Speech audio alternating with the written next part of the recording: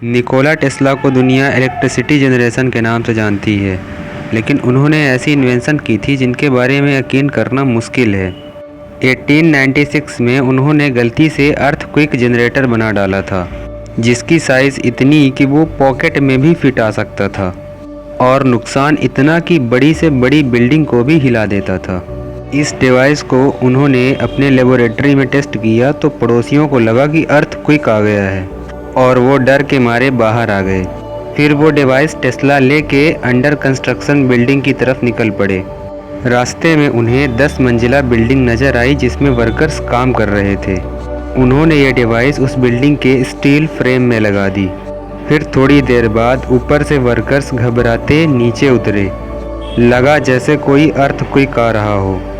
Police को बुलाया गया, लेकिन टेस्ला ने कुछ बिना बताए हुए अपने डिवाइस को अपनी जेब में डाल के वापस निकल पड़े।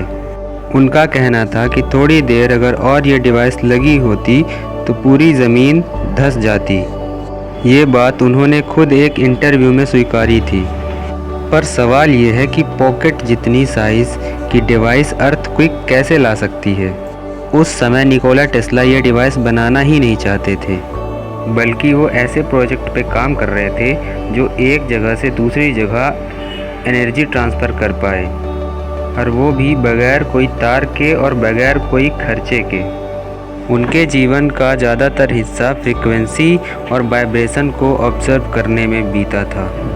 वो इस फील्ड में वो कुछ देख और समझ सकते थे जिसको उनके बाद इस अंदाज में कोई देख और समझ नहीं पाया।